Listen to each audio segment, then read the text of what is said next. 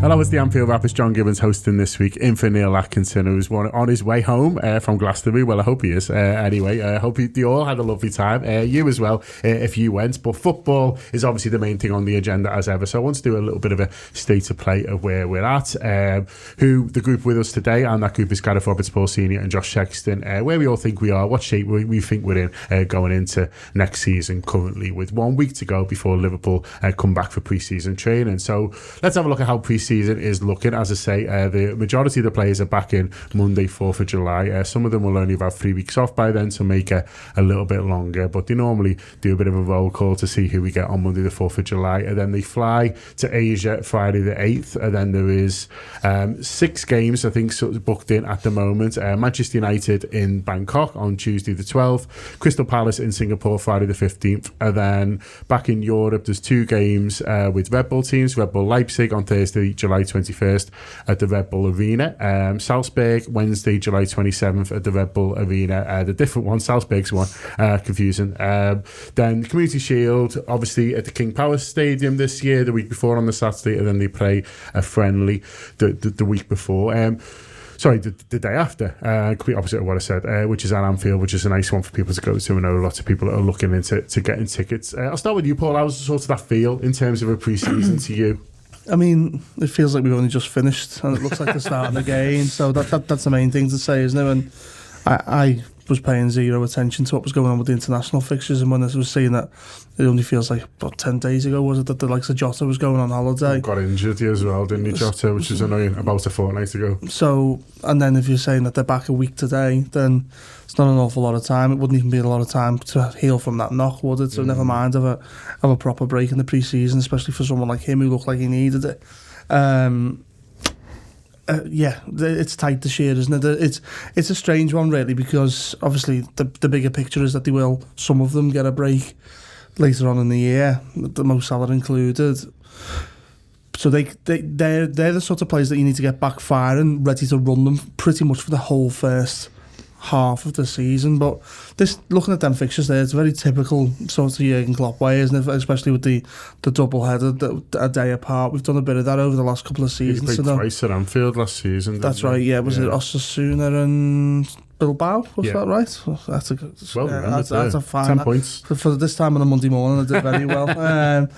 But yeah, it looks like obviously whoever doesn't get involved in the Community Shield game will then be involved in the Strasbourg game. So yeah, it's a good thing. And then obviously down to Fulham, I think we're a bit blessed with the start. I know it's a side that's come up from the Championship and whatnot, but I think in terms of being able to maybe not have to go complete first 11 on the first day, I think that's played out pretty well for us. Yeah, I'll just read out what some of our other rivals are doing, or just generally some of the clubs of interest have got booked in at the moment. Anyway, it looks like some of them at least have got a few to add. So Arsenal have got 5 games booked in, including 3 in America and 1 at the Emirates. So these home friendlies seem to be more and more prevalent. Chelsea have got 3 games booked in at the moment, all in America, and one of them is against Arsenal. Everton only have 2 games in at the moment, both in the US. Also not brought the kit out yet, which is quite interesting. I've seen Everton Twitter fuming about that. Well, they've not even announced what it looks like. I think it's something to do with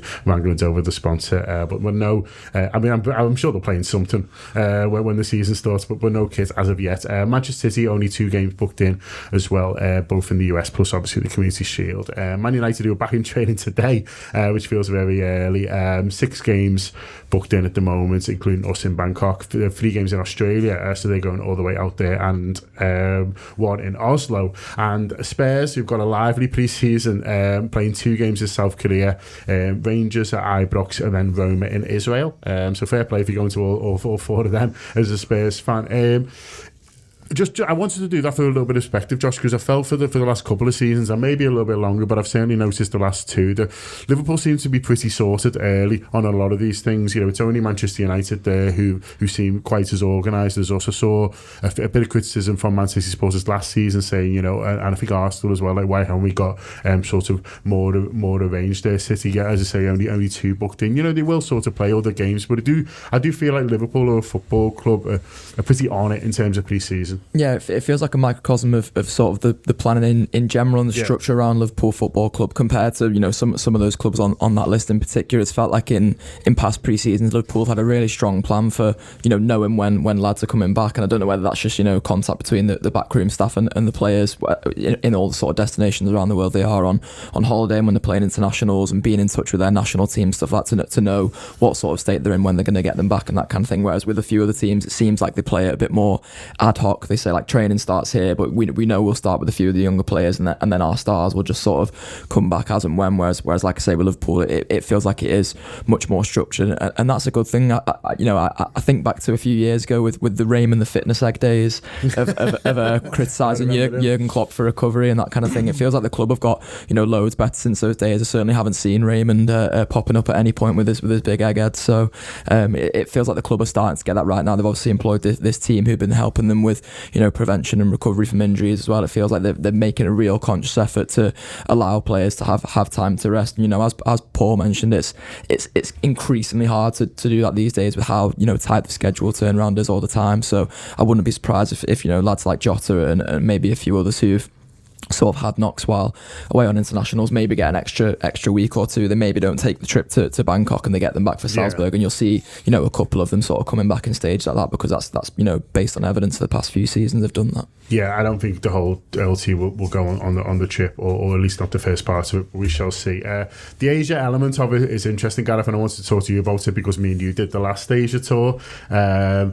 It's fair to say Klopp was quite vocal on a few of the elements from there. Since then, there hasn't been one. I guess, you know, they got to go back eventually. It's going to be fantastic for the supporters out there, and we should say that. And someone got in touch with us. We after it was mentioned a little bit on the review, saying, well, I'm going to this game and I'm really looking forward to it. And look, it's brilliant for the passionate fan base who are out there, not just in Asia, but I know people from Australia are going. So, you know, not knocking it in terms of what it's going to mean to those supporters who are going to go and see. A few of us are going out, you know, we'll have a brilliant time. But as a pre-season tour compared to the ones in America, it does have its challenges, and we even found that when we were just talking. Yeah, it was hot, wasn't it? Yeah. It was hot, it was humid, it's like sort of monsoon season or whatever as well, and there were some issues with the pitch last time. But look, I think we just got a cop for it now. I can remember sort of early days at the Anfield Wrap when we would talk at this time of year, and, you know, I can remember coming to the table and saying, you know, there's clear evidence that says that, you know, for athletes, and that's what they are, it's not ideal prep to go to the other side of the world and then expect them to be in tip-top condition around that. And again, with that, when I said that, you know, I got some criticism from fans on the other side of the world who were like, well, this is our opportunity to see them, though, in the flesh. I mean, it's a huge sport now, isn't it? It's a huge game. Liverpool are a huge football club as well. I mean, you know, just to get a dig in at City, they probably only got 2 games because no one's asked. You know, Liverpool have got to make the effort around pre-season because it is their only opportunity to go to other parts of the world. And that game in Bangkok, I mean, that's like, you know, against Man United, that's like the Rolling Stones against the Beatles, you know what I mean? It's absolutely huge. They'll go mad for that. You know, we'll see like really mad pictures of them getting greeted at their airport and all outside the hotels, and I'm sure it'll be a sellout and all that kind of thing. And, you know, and when we were out there, you know, I remember us saying like the support was unbelievable, and it was quite, I mean, I don't want to sound patronising, but the word was, it was quite sweet in a way, wasn't it? Do you know what I mean? Because it was a different type of atmosphere. It was like an atmosphere where they were in the ground, they were in awe of the fact that they were seeing Liverpool Football Club in the flesh, and that was nice. Do you know what I mean? And look, you know, there's arguments raged for years about sort of the makeup of the crowd and who gets the tickets and who supports the club and all this, but I've sort of long since given up on all of that because it's a waste of time, because you have to cop for the fact that Liverpool are a global club and a global brand. The club, the Premier League and everything else, the television companies have ramped that up as well, and it is now one of the biggest sports in the world. And Liverpool benefit from that on the regular in terms of, you know, the money we get in, the players we're able to bring in, the manager we've got, all of that. Is because Liverpool's so big and such a big football club, and it would be easy to be much more provincial and less successful, like, I don't know, certain other clubs we could mention. You haven't got a kit yet. Yeah. So, you know, I look at it in a very different way from when we first started out the Anfield Wrap. I've got to be honest with you, in that I look at it and say, good, Do you know what I mean? I'm glad that they're going out there. I get that there probably still is sports science arguments to say in terms of your sleep, the disruption, long haul flights and all that. There will still be sports scientists who say this isn't ideal and you should just be playing Chester, Wrexham and Tranmere or something. But I actually think it's brilliant now. I think it's good. I like the idea of it. And as you said, I think the most important aspect of it is that, you know, these different communities of Reds get to see the Reds in the flesh. I think that's a lovely thing. I think the other thing from the club, from a commercial aspect as well, is obviously with COVID and they haven't been able to go to Asia for what feels like a long time. Yeah. So, you know, I think even, is it the year after we won the title, we were in America as well. So, no, sorry, that's not right. The season before we won the title, we were in America. And obviously the rest is affected by COVID. So this is Liverpool going able to sort of showcase themselves as winners now as well. And you know, it's a different team and a different outlook. It is as well, and obviously, you know, in areas where the club isn't based, that will influence a lot of people and who they support and what, and like that. It is typical that a successful club will be supported across the continent. I felt it even in Europe this season, that people was so much happier to see Liverpool. Even in Paris before we went to the ground, people were so happy to see Liverpool and had so much respect for this team. So I think this could be like no other. You're taking star, like when we used to go, people be going mad for Fabio Borini and, you know, players like that. Well, what are you going to think about Mo Salah turning up? You know, Thiago, these absolute global superstars that now play for the club that they loved, even with Jay Spearing knocking around his back. So so maybe he'll get a game. But it's a different Liverpool turning up, which is what my point is. And you can't, in this day and age, you can't turn down them commercial benefits. Well, I mean, you mentioned the commercial benefits there, and I don't think it's a coincidence that the deal was Standard Chartered's up next season, and they're trying to get a lot more money out of them. And I don't think it would have been unreasonable to say, well, are you coming out here then? They're based in Singapore, aren't they? So I think a lot of our partners and stuff, you know, are sort of based out there, really. And I think, you know, eventually you do have to take the product to them. Of course, yeah. And like I always thought Liverpool, historically, especially growing up as a kid, but we're making the joke about Everton not having a kit up, but Liverpool used to behave the same. You know, there never used to be a telly in the ground. The marketing department was horrendous. Probably just one person. Well, it probably was. And that now, like I do a bit of travelling. There's a Liverpool club shop in Dubai Mall, for example. There's no other club shop in Dubai Mall, but Liverpool have got one.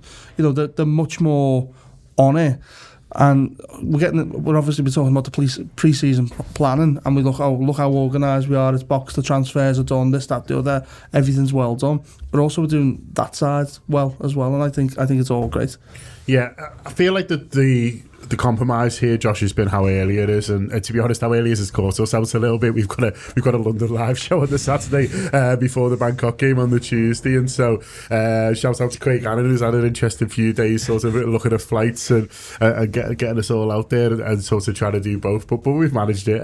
But I feel like that's the compromise. I don't think Jürgen's thinking about our live show, by the way. He's thinking about, well, you know, what Gareth was saying before, there is knock-on effects to these players. So instead of maybe doing, you know, the Chester and Tranmere game, you know, like the Gareth again was talking about, which was the early, you know, the early sort of build up, really sort of getting a few back games for sort of the youth lads. It's like, well, let's go as early as we can, and then, you know, what we're going to come on to here, he looks like he's got his week or so in Austria that he can really start to hone them. Yeah, and I guess that's sort of a worry for you know, as I mentioned, the sort of fan experience in Asia is how many of those, you know, stars that Paul and Gareth have mentioned there will be able to go out to those early ones, because it is sort of an early part of it, and it's obviously from the club's point of view, as it's been mentioned. You don't go away though. I was having a little look last night and I noticed Diaz doesn't play any international, so you thought, you know, there's an opportunity him for there. I know Salah did the first one, but then did he sort of drop out? You know, there's a few. I think he got injured as well, Salah, didn't he? Right, okay, yeah.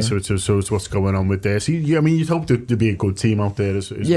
I mean, Liverpool squad is such now that, you know, even you got like Matip and Milner. You got like Quavian Keller, who's a world superstar, who's scored penalties in League Cup finals and that kind of thing. So, you know, they're not going to get a bad team team as such, but I guess the sort of top end of stars, you may not see some of them out there, and I hope they do. I hope they get that chance to see those players out there. I hope that, you know, if nothing else, Klopp's able to take them out there to soak that up, because it's as much an experience for the players as it is for those fans out there. You know, Gareth mentioned the sort of overwhelming support out there, and the players should get a chance to see that as well. The players should get a chance to sort of touch all four corners of the globe and see how big Liverpool Football Club is, because, you know, that helps in terms of recruiting new signings in future. When you've got players at Liverpool talking to their mates when they go away for the national team, being like, we went to Asia last summer and it was absolutely unreal. There was millions of people flocking the streets to come and welcome us off the plane, and, you know, watching us at the games and all those kinds of things. So you want them to have those experiences as well. I just hope for the fans that they get the sort of the global superstars out there as they are. I think the other thing on that as well, John, is the agents of the players will be going, we want you on that trip. You know, the exposure that comes from that, the opportunity that comes to showcase just how big they are individually as a brand, will be really important for them as well. So the football for the manager will come first, but I think Josh touched on it. I think they've got to go out there and they've got a bit of a duty to do in terms of the commercial side and play the games, and of course showcase the club to the fans in that region. But you can see the hard work will probably start when he gets back to Austria. You know, the pictures of big long bike rides and 4 jogs a day or whatever it might be. I think that's where, as Josh says, Jurgen gets his wish in terms of being able to really drill the players, change any system changes, whatever, and also we'll have a bigger group where we need to work with. So it's going to be quite intense for the players looking at this. It'll be interesting to see if there's a almost shaking of the hands before the game with Guardiola in that Community Shield game, though. I don't know how many changes are allotted in that game, but you'd imagine that there's going to be 2 sides a half, I'd say, or a very changed game. I think obviously there's the Strasbourg game the day after, so they might go, we're going to play a very strong 11 in that one and a weaker one, but I don't know. I think I think once he knows what's available to him, he'll be. I think the team that's almost in the Community Shield game might be a slightly changed team to the one that he plays the week after. I think he'll have his first 3 or 4 games, injuries permitting, already in his head, the teams, based on when they come back, whatnot. We've seen that at the beginning of the last few seasons, haven't we, really? Yeah. So, yeah, it didn't go so badly. Certainly not. Yeah, just to recap a little bit, that the last game of the Asia Tour is on Friday, July the 15th. I know they're flying back straight after the game for that one, so presumably have a couple of days off, and then it'll be off to a training camp, Robbo, in Germany or Austria. We sort of don't know where yet, but like Paul says, it'll involve a lot of cycling, and you feel like that's where Jurgen Klopp's identified that, you know, I want to do my real work on next season. You know, if people are late coming back, you know, we want them around for that. You know, it's another benefit of getting all our transfer business done early, which we'll come on to talk about a little bit later as well. But you fancy, you know, I don't know how long they're going to be away for. You know, it'll be at least a period between the 2 games, and maybe a couple of days either side as well, where him and Pep Linders will have really identified where they're going to do the work. Yeah, I mean, you know, going back again to when we were out there in Hong Kong and we went to that open training session, you know, we were fortunate to go to that. I think we were both surprised, weren't we, by the intensity of that. It was hard to understand what was going on, wasn't it? Yeah, it was hard to understand what was going on, but also, like, they were really getting, like, I always sticks in my head when Woodburn, like, absolutely clattered Lallana, and it was like, whoa, it's pre-season, lad. You know what I mean? But, like, there was no old bar. They were absolutely going for it, like, and you thought, well, that's in front of, you know, like, a crowd as well. Like, what happens normally? Like, there's no two, and we've heard stories in the past, haven't we, of, like, you know, players puking up and all that kind of stuff. Like, you know, he properly puts them through the paces. And I think the plan, I think you touched on it before, Paul, the plan will be to have them in a place where they start the season straight out the blocks. Like, there's no, like, you know, because once upon a time, like, the early results in a season used to be weird because teams weren't quite ready. They weren't quite cooked. They weren't quite, you know, prepared for the season. They were reaching fitness rather than being at full fitness. I think the way things have gone, the way this season coming is going to be with the World Cup as well, the fact that, you know, we keep losing league titles by 1 point and things like that, you know, they'll know that they've got to come out and, you know, it's 3 points every week, you know, let's go type of thing. So I think, you know, you're looking at it from the outside, obviously, but, you know, it looks like, and what we know from before, like Paul was saying as well, they'll come out against Fulham and likely blow them away. That's obviously what we want. But what I mean is that, you know, it won't be like a half-arsed early season performance. It'll be, our aim is to reach that point, the break for the World Cup, top of the league, hopefully way out ahead. You know, a repeat of the season where, you know, when we're beating Leicester on Boxing Day and we're like, do you know what, it's nearly done here. I think that'll be the aim. That's like the blueprint of what they want again, and that's what they've got to do, because, you know, the levels now to win the league because of City and what they'll be doing are unbelievable.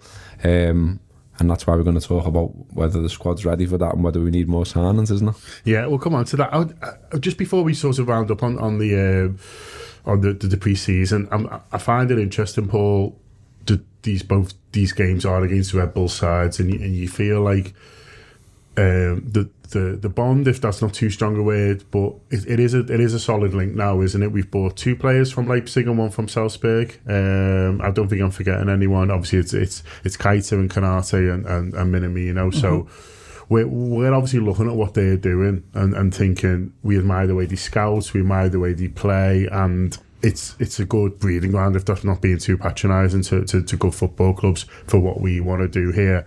And stuff like this is just about just strengthening relationships, it seems to me.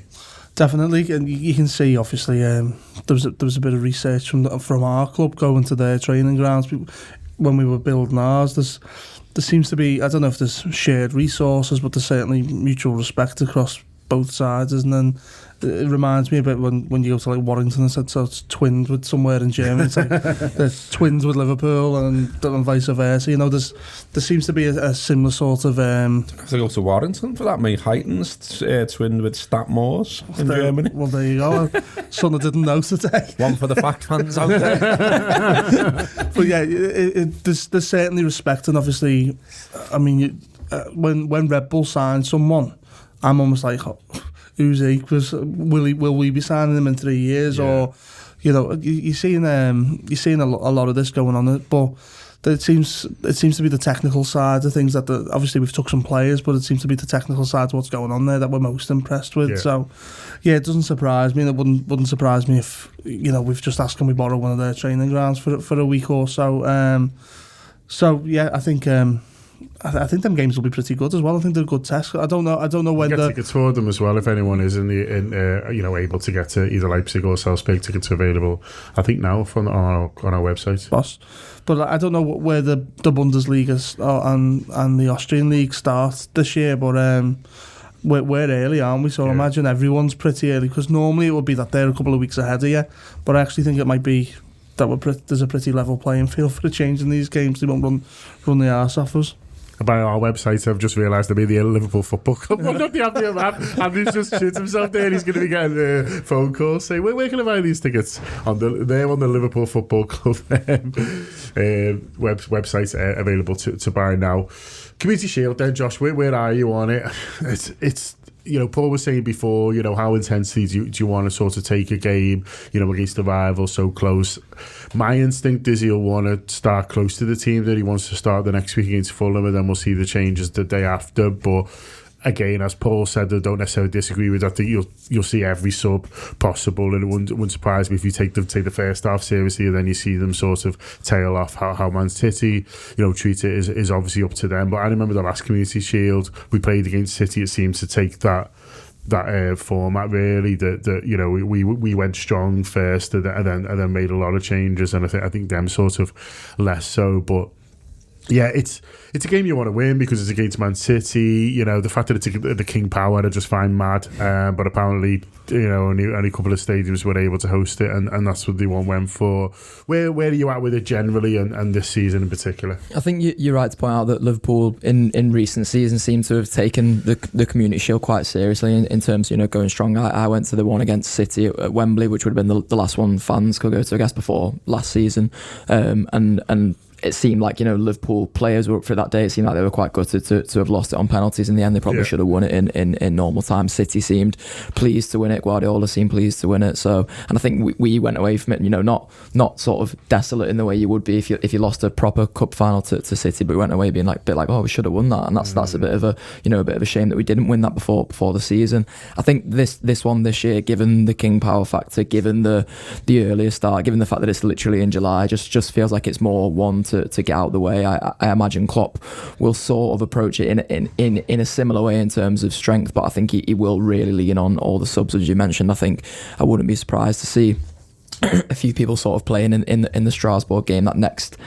day who he can turn around and say to, Fulham's next week, but you've got every chance of playing that Fulham game if you play well today, because there'll be a few lads who come from the Community Shield who maybe aren't quite up to fitness and that kind of thing, so there'll still be places up for grabs by that point. I think that the earlier start in general will catch a few teams out, and as Gareth mentioned before, it's up to Liverpool to make sure that they're not one of those teams, up to Liverpool to make sure that they start like a house on fire, because by the time the World Cup comes around, anything can happen during the World Cup, and then anything can happen coming off the back end of that. That's a completely new set of circumstances for all the clubs across the Premier League to deal with. So Liverpool have to make sure they start well. I think, sorry John, just touching on what Josh said there, that the World Cup's such an outlier for all this. Is the one thing I've got is trust that Liverpool have been looking at this for a long time. We're talking about our organisation and stuff. Part of me feels this could be an advantage for us just because we're so good at stuff like this, and I've got no evidence to say why we'd be better of it or whatnot. It's just a sort of a belief I've got that we're so smart on everything that how will we formulate a fitness plan or some sort of strategy that will benefit us, and we always have to, because I know we've just signed football for €100 million, but it's not typical of what Liverpool do, and we've always had to be smarter in other ways, and this seems to be one where no one has ever had a World Cup thrown in the middle of a season before. But how will we have formulated a plan to gain on that? I feel like even in our transfer strategy and whatnot, I feel like there'll be something in there where they'll be going, yeah, this is how we jump on this, and I've just got so much belief that we'll find a way of gaining from that. I think the important thing is between, obviously, August the 6th, is it, and when they go off in the end of November, I think is when the season finishes. I think we've just got to be right in the race then, ahead or at least level. No stupid results. No 4 or 5 points behind City. I think you want to just be neck and neck then and ready to race home post World Cup. Yeah, I just want to touch on that very last friendly before we go on to talk about how Liverpool are going to attack this season. The Anfield one, the day after, is going to be a weaker team. No matter how he approaches that Charity Shield, although it is going to be sort of weaker. But I know so many other people who are asking me already how to get tickets for that game, and we were talking before about an opportunity for fans out in Asia to see the team. I guess we need to remember as well that a lot of people in the northwest of England don't get to watch Liverpool much, and this is an opportunity for them. It's going to be a much changed team. Everyone knows that. I think as well it's noticeable that I think the stadium people at Liverpool like a little go the week before the stadium just to check that everything's all right, and obviously staff change over summer and things like that. So I feel like it's almost being used, these home friendlies now, and I noted before that quite a few clubs are doing them as a bit of a dry run for them. So, the way we're entering stadiums is changing all the time and things like that. Check everything's working, checking everything's all right, but also let's get a few people in who can maybe bring the kids to see the team, who knows, for the first time. Yeah, exactly that.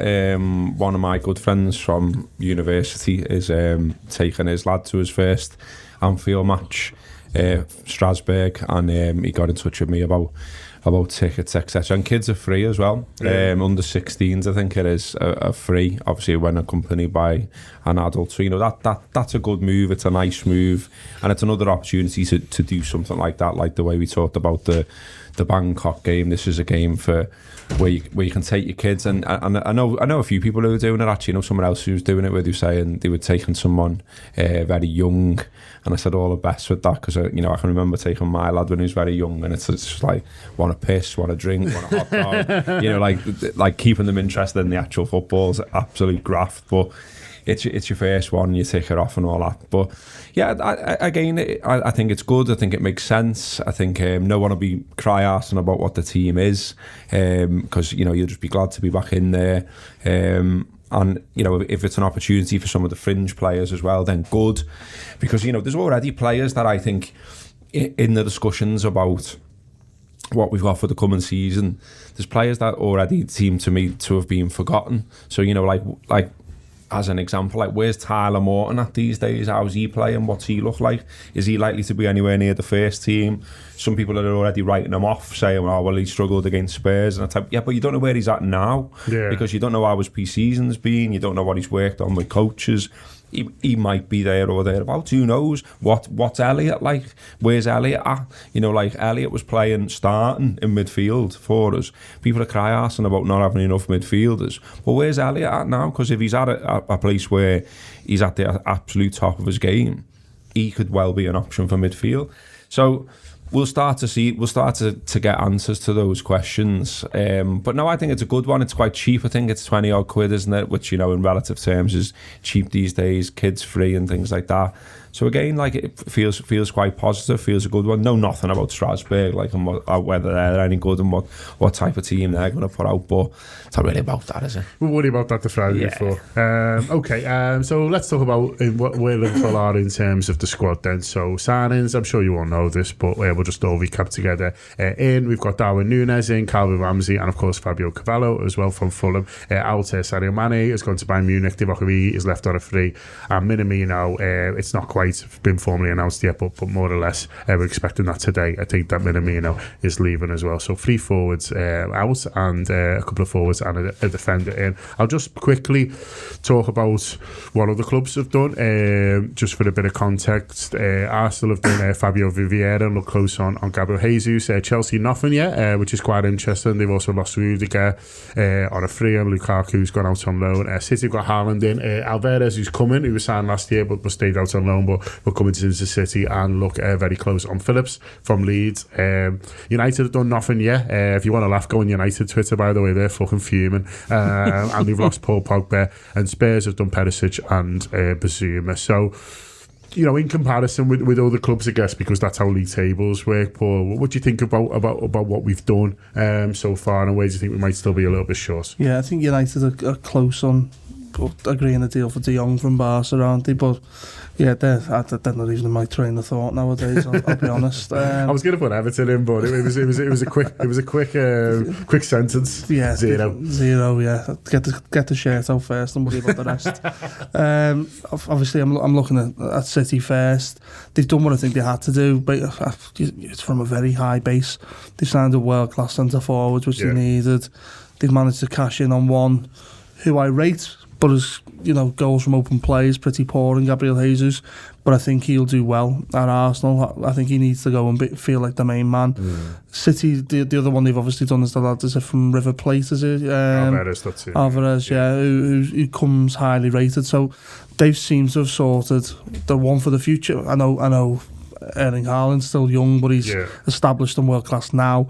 But they've also got another one coming through now, so they've managed to sort that. I think it'd be interesting if they lose Sterling. I think that's well, there's quite a few sort of rumoured as maybe going. Sterling's the one that looks the closest, but Gundogan and even sort of Bernardo Silva, who seems to want to leave every summer, but they sort of. I'd be delighted if them three leave. I'll be honest. I think the three big of them, personalities as well as players. Big personalities, won a lot, tremendous footballers.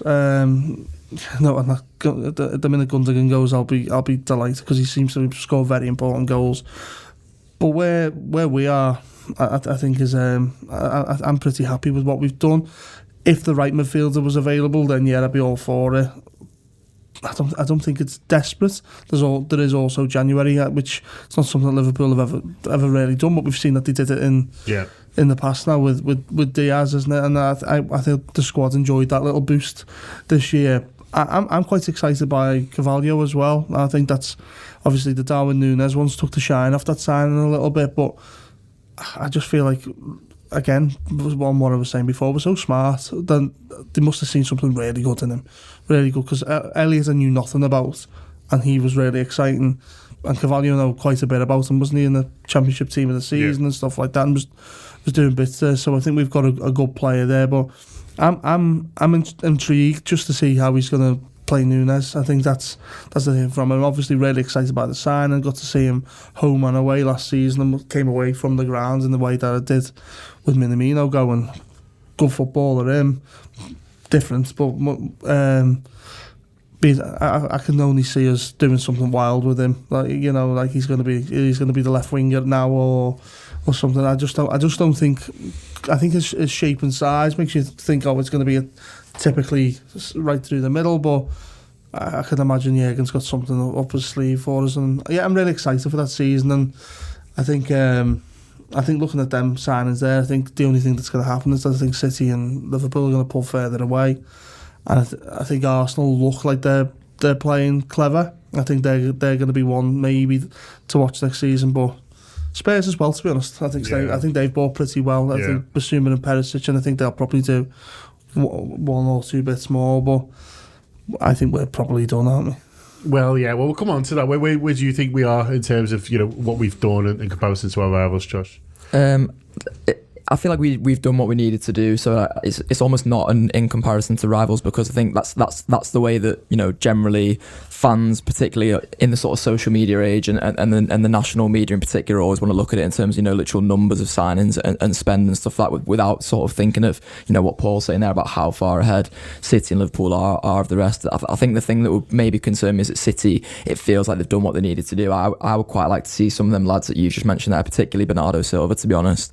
I would like to see people like him leaving City, because it gives them then more to think about. That's maybe the one concern I have about Liverpool, and it's, you know, it's a concern from a sort of really, really solid foundation, is that, you know, they've lost a big personality in Divock Origi. They've lost a guy who can come off the bench and get you a goal in a game. I thought then Minamino would be the Origi replacement, if you will, the man to sort of come off the bench and do that, and he looks like he's on his way out as well. So there's, and Sadio Mane of course is the sort of headline one of the lot. So I guess if you're looking at it in terms of sort of like for like, Liverpool have brought in three, and so far three have gone from the senior picture at least, but it would be quite nice if there was maybe another one in the pipeline. I don't know if Liverpool necessarily need it. I think we always want sort of one extra. We always want one new extra face to be able to cheer for in pre-season and then going into the season. But I feel like Liverpool are in a good place with their squad. The squad showed itself, I think, to be pretty unmanageable last season. It showed itself, you know, that Jurgen Klopp couldn't keep all those personalities happy throughout the whole season. You saw towards the back end of the season that Oxlade-Chamberlain, who'd helped us out so much throughout January, doesn't even play a minute from March. We couldn't get Elliott in the squad as well. Exactly. I noticed he stopped making benches. Yeah, comments a few weeks ago when he was like, I felt that bad, but I was saying to him, like, I can't knock any of these lads out because they've done the business for me. So it is a tricky one. And I think Jurgen doesn't like to do that. I think that's why you heard the comments when he first came into Liverpool about not liking to sort of deal with big squads, because he doesn't like to let these players down. Really, he doesn't like to, you know, feel like he's hindering anyone's career, and that's why Liverpool had the transfer strategy they've had for so many years now, whereby if someone comes to Jurgen and says, I'm looking to leave, that the club try and sort of facilitate that for them. They don't like to keep around unhappy players, and that's the issue you have with a bigger squad. So I guess when I'm saying I want replacements like for like, Jurgen's got to think of it in terms of his squad balance as well. And I would say going into the season, the squad balance feels in a really good place. This idea that we're done, then, Gareth, that was sort of, you know, put out to the media, if you like, a couple of weeks ago, having sort of worked in newspapers and things like that, and then obviously fan media for a long time as well, you know, and observe these things. What did you make of that? You know, the fact that it was put out that they were done, and you know, did you take it with a pinch of salt, or did you think, well, actually, you know, maybe they're putting it out for a reason? They want to say, like, everyone just shut up, but that's it. Yeah, my take on stuff like that is always that it's not it's not Crown Court, it's not an investigation into government, it's football, and they don't have to tell you the truth at any point, and it doesn't matter whether they lie to you, and often they do, and often they change their minds. And I think there's plenty of scenarios where that might be the stance now. Like, if it stays like this, then we're not doing much. But for instance, if Oxlade-Chamberlain goes, which, you know, it's being said all the way along that if the right offer comes, he could go. If he goes, and then there's a continued situation around Keita where it seems that we're trying to get him to sign a contract. So far, he hasn't, for whatever reason.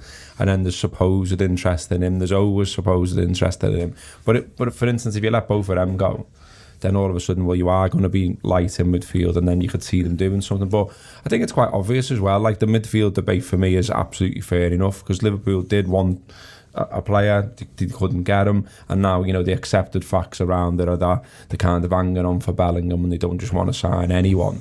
But the very fact that they were going to go and get someone this summer suggests that, you know, at the very top of the club, Klopp, Linders, etc., they looked at it and thought, well, we could do with one more. So for a fan to look at it and say the same isn't mad. And I don't really know why we're all having a go at each other about it, really. There's always something, isn't there, do you know what I mean? Because if you look at our midfield, I just think, well, you know, there are things in there that are cause for concern, to be honest. So, you know, I absolutely love Fabinho. I think, you know, he's one of our best players. He's absolutely key to what Liverpool do. And if he gets injured, there's no one else that's even close to him in that type of player. There isn't a replacement for him. We end up putting 32-year-old Jordan Henderson there and saying, go and be Fabinho. And he goes, fuck's sake, you're having a laugh. So we could do with someone with a closer skill set to Fabinho, I would say, looking at it. And then, you know, up some of the others as well. You know, Keita is hit and miss. Jones was still, you know, he's still young and he can still catch fire for me, but right now he's young.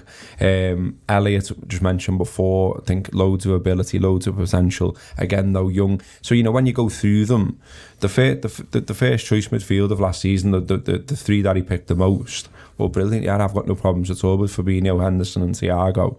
But how often can you field those three in a really grueling schedule? That's the problem. And okay, you can say Milner can come in and fill in at times, and Jones can come in and fill in at times, and maybe Oxlade-Chamberlain, although I don't personally see that. But I think there's a strong argument to say that they should go and get someone. I agree with what I think you just said before, though. I wouldn't want Liverpool to just go and get someone for the sake of it. I'm not into that. Like, and Liverpool used to do that, and it's been proven to be a good policy not to do that now. So if we have to say, okay, this is one more season from this group in midfield, but then next season we're going to change it in a big way, i.e. go and get someone who's really top level, and that's what we're saving the money for, then I can get behind that. But equally, that was a long answer to say no. I think I think the goalposts could move on the idea of them doing more. I think probably the big, you know, right now they're like, yeah, that's it, it's fine, unless this happens, basically. I think we don't determine that opportunity sometimes as well. It's all the moves that happen in Europe that go, okay, well... Like Spurs coming in for Diaz and things like that. Like, okay, we'll go and get him. Or, yeah, if Spurs come in, or someone comes in for a target that was on our long list, or other moves happen, that then creates interest in our own players, you know. So all of a sudden someone is interested in Keita or Oxlade-Chamberlain or even Curtis Jones or whatever. Yeah. You know, they're the things where Liverpool sort of need to go, well, I'm sure they do have midfield targets. Well, if you're going to give us that money we want for Keita, then, yeah, maybe we can do the deal for the player that we want, and I don't know who that may be, but I'm sure we're prepared for all eventualities. I'm with Gareth a little bit with the... I'm worried that... I was worried last season with Milner, Henderson, Thiago, and even Fabinho to an extent, not with his age, but with his, he does get a knock. You know, you do see periods of Fabinho out the team. I do worry that a year further on, are we exposed? But I feel that maybe the manager's putting a bit more trust in Elliott and Jones this season, and I think we didn't see tons of Curtis last season. We certainly didn't see a lot of Harvey Elliott either, and that's for different circumstances. But it does make me think that he might be just looking at them ahead of maybe a bigger midfield transfer for next season. However, just go on what I've just said, I think if the right person comes available in the right circumstances, it wouldn't surprise me if Liverpool aren't going to go and plaster on the back of the newspaper, we're looking for a midfielder. It's in no one's interest, and we're smarter than that. But links do keep popping up. I seen one yesterday for a lad at Porto. I think he was 27. Is it Otavio or Otavio? I'm not sure how you say it. It seems to be that there's a bit of a fire sale going on at Porto, and that made me think. I wonder if there's a bit of value in someone they quite like, you know. So that there could be. There's no smoke without fire, is there? I think what we're saying here, Josh, is that the club can be agile and have proved themselves to be agile, and what's true today isn't necessarily true tomorrow because circumstances change, and and outlooks change and situations change with both our players and also other ones. And with the Diaz thing, I don't think they did necessarily want to do it in January, but Spurs put force the hand. Everyone knows the story now, and then we go in for them. But I think a few others as well. You look at someone like Minamino, who's on his way out now. I don't think at that point we were necessarily thinking, we need a forward who can do bits and holes. But he plays really well against us. We see there's a release clause there that can be targeted, and so they go for it. And so, I think there's enough about Liverpool in the past to suggest that, we want to be planned, and we want to be structured in how we do everything. And like Gareth says, we don't just want to go, we need a midfielder who's the best one we can get, right now for the money we've got. But at the same time, if there is opportunities to suddenly come up, we're not going to say, we're not going to buy them because we told Paul Joyce we're done. Yeah, these things, it's quite easy to think are black and white, but Liverpool have, so many plates to spin it. Even in terms of, what's not been mentioned is keeping current players happy. Like if Liverpool are putting it out to all journalists that they're shopping around for a midfielder, how does that make you feel if you are Oxlade-Chamberlain and there's no serious offers coming in? How does it make you feel if you're Harvey Elliott or Curtis Jones? And we want to have big pre-seasons, exactly. Who are looking, who want to get motivated for this season, who want to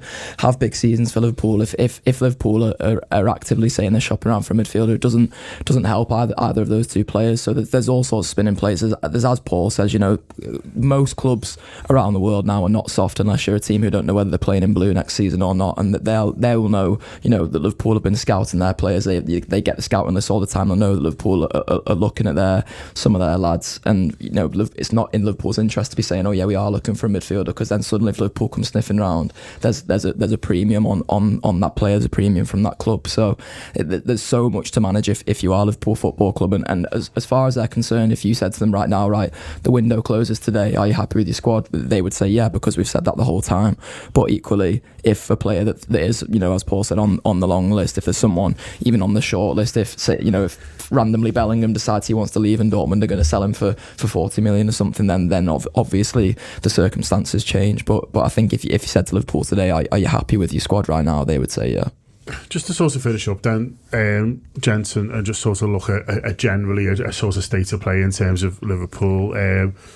Paul made the point earlier about everything feeling like it's well run within the football club, and everyone knows what the job is. And I think what we're seeing the benefits of is just a very settled club. Like, the owners have been in place a long time now. Obviously the manager has been in a long place, signed a new deal, signed all his team up for a new deal.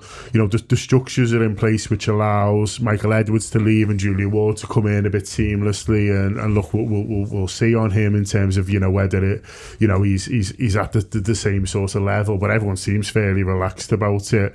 And when you look at sort of some of our rivals, really, and Chelsea have got a new owner who suddenly decided he's a sporting director and trying to do trades and stuff, and there's obvious problems that going on at United and ongoing protests, and it does feel like things are pretty calm at Liverpool at the moment, and sometimes calm isn't what people want. I'm sure Spurs fans are that excited going into the season, our full pre-season with Conte and stuff, and sometimes calm's a bit boring, but boring can be all right. Yeah, I mean, it doesn't feel like for once that we're talking about final piece in the jigsaw for the first time in 25 years or whatever. And aside from do we need another midfielder, there's not a huge debate going on in the fan base. And I think there is, someone used the word trust before, and I think by and large that's where we're at with everyone who's at the club now, pretty much. I know there are some people that are still not convinced by the owners, and that's their right to be, but I think generally the majority of the fan base are happy with the manager, happy with the majority of the squad. There are bits and bobs, obviously, we'd all love, I think, Mo Salah to sign a contract, of course, and there are varying views on that, but there's not like a big, no one's asking for an overhaul of anything. There seems to be good links between the academy and the first team. It feels like what a club should be like, and for a long time I got reams of pages when I was producing fanzines, and we got loads of airtime talking about what the club should be doing, why we didn't like X and Y. A lot of that's gone, and there is a lot of trust there. So the club is in a good place. I mean, my thing all along as a fan has always been, Like, I don't think you can demand that a club wins the league or demand that a club wins a European Cup, because we've seen ourselves the fine margins that those things rest on. What I think you can demand, and I think is fair to demand of Liverpool, is that you're in contention for these things consistently, that, you know, you're right up there at the top season after season, and that's what Liverpool are. If we take the mad COVID season out, of course, you know, you can see the consistency, you can see the levels they keep reaching finals, they're in contention for the title over and over again, in a mad situation where you've got to get 90 odd points, where you're up against a club that's got all that money and all that, you know, resource, etc.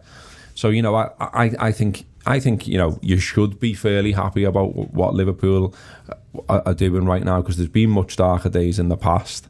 There are cycles in football which I didn't used to believe in, but I do a bit more now. And look, there may be a cycle where Liverpool aren't quite as good as they are now, so enjoy it while you can. I do think, just on a slightly different point, I do think there is a little bit of a thing around what happened in Paris, and I do think, you know, the club, I mean, not to put any pressure on them, I'm sure they're not listening and going, oh, right, but, you know, but I do feel like there's almost like a pressure for Liverpool to be good and to give us good days again, because it's incredibly grim what happened in Paris, and it's incredibly dark, for a lot of people. And I've seen a lot of people, I've sort of been trying to write something about it. Obviously I wasn't there, but I think there's like a wider malaise about football among a lot of people, and I think Paris will have contributed to that. So there are people questioning, do I ever want to go to a final again? Do I ever want to go to a European away again? And perhaps even questioning, you know, their relationship with football. I think what the club's been doing is good around that. You know, you can see that the club is supporting fans. There was I saw a mental health toolkit thing go out the other day, and thought, you know, that's good that the club is making that kind of effort, because yeah, I do think there are people, you know, myself included, at times where you're like, you know, it's not a Liverpool thing, it's a football thing, like how we're treated as fans and how we're looked at generally, and you kind of think, you know, all the effort, time, effort, money that I put into this thing, is it quite worth it? Is it, you know, like, wow, it's run, how we're treated by police, all of that. It's incredibly grim. So I think it can be swept away to an extent if Liverpool are absolutely brilliant and you just get caught up in that rush and that wave, and you're like, no, it's all fine, what was I talking about? And hopefully that is what we get. And look, I might be wrong about this. When we get back in the ground again, you know, maybe people will just sort of muscle memory and back among friends and watching a good football team, it'll wash some of it away. But there's no doubt about it that, you know, that has left a sour taste in the mouth for a lot of people. No, I think it's a fair point, Paul, and I think, you know, the Paris hangover, it's funny because you normally associate that with the sort of the players, but I think the players almost got it out the system after, when they did the parade and, you know, went away. But I think for the supporters, you know, it is a real thing there. And I said on the show we did last week, and do listen to that if you haven't yet, I spoke to Dan Austin at length about the Senate hearings, and you know, he watched all of them, you know, as obviously a French speaker, and was able to sort of, you know, let us know what was going on. And then I spoke to Joe Block from Space to Shanky about what they're doing, and I said to Joe, I feel like Paris has affected me in terms of, you know, my mental health and my mood. I feel like I'm, you know, get angry over really sort of small things, and I'm like, why am I getting pissed off about that? But it's obviously, you know, it's something in you that's there that you may be trying to suppress. I don't know, but I think, you know, generally that's more my concern than how it's affected the footballers. Really, is that is everyone going to be ready to go? But like Gareth says, you know, nothing solves that. But like, going 3-0 up in half an hour against Fulham, maybe. Yeah, and I think all them points are valid. Obviously, I was going into the ground with Dan, so we've both very, very similar shared experiences of that day. I think the one thing I was personally quite lucky with was I literally got home from Paris and went away with my family for 10 days and just sort of binned football for 10 days, which was nice. And then I came home and I've been to the 3 gigs in Anfield, and I've been back in the ground, and I felt, you know, I've been in stadium environment again, and obviously one that I'm very familiar with. So it's not something that's on my mind, but I can imagine that a lot of people who went to Paris that day really suffered. The one thing that I struggled with Paris, it's not something I've really said, is that it seemed to be the guys that were panicking and upset most were the guys that are regular match goers, and I think that tells you how bad it was. It wasn't just you know, you got your fair weather fan who doesn't go to many games, and this is a bit much. It was guys who've seen it all, you know, and you can almost see how serious it is. Yeah, you can see that, well, this is not right. We need to. And there's the guy that I know that I don't want to name or whatever, but I seen him. I had to completely remove himself from the situation. Just got out of there, and I seen him way away from the ground, you know. And I thought, well, that tells. I thought this was bad, but it tells you that other people also felt the same, you know. And Paris was grim, but I think from a footballing point of view, I think you're right. I think that parade was smart in a way, and I thought when they announced it, because obviously we've won the 2 domestic trophies, I thought, well, that'll be flat as a pancake if we don't win the European Cup and the league.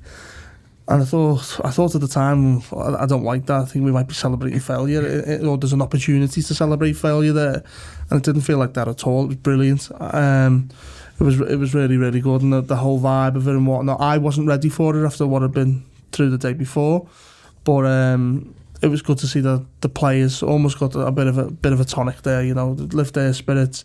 Wow, we just lost there, and look, they all love us so much. So they're not carrying the kind of fan expectation, or we lost last season, or we still see them as winners. You know, I think my only other concern going into the season, and I haven't heard that much said on it, is what's the impact of Mane going? You know, he's such a big footballer for Liverpool. Our best player for the final half of the season.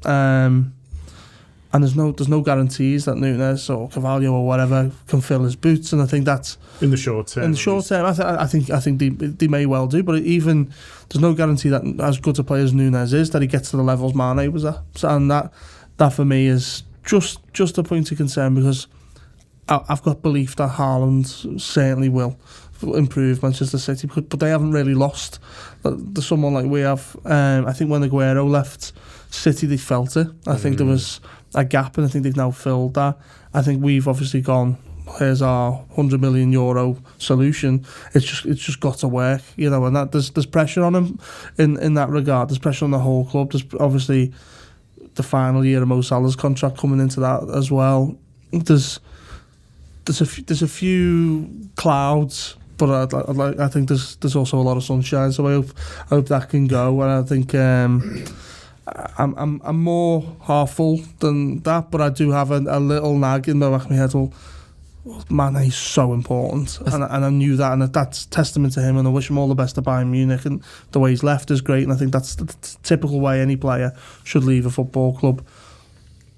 But it's a big set of boots to fill. I think the one thing the club would say is that they probably don't necessarily feel like they need the new signings to come in and have a short-term impact, because I think if you look at it, they would say, well, we've still got 4 ready-made, really good options there who we know are good enough to play for Liverpool Football Club. Diogo Jota seems to be a bit of the forgotten man, really, in the whole Sadio Mane saga. He scored 20 plus goals last season. I know he ends the season in a certain way, and I think you were right to point out before, Paul, as well, that there was probably a bit of tiredness there. Jota is a lad who on the sly has played. He carried the AFCON can, I felt. Yeah. Exactly, yeah. And he's played loads of football. He was playing huge games for Portugal while other lads were going away and playing friendlies and stuff like that. He was playing games to make sure they qualified for a World Cup and being, I don't know if talisman's the right word, because they've got Cristiano Ronaldo in that Portugal team, but being a big player for that Portugal side. So I think Liverpool will look at it and maybe not be so glass half empty about that.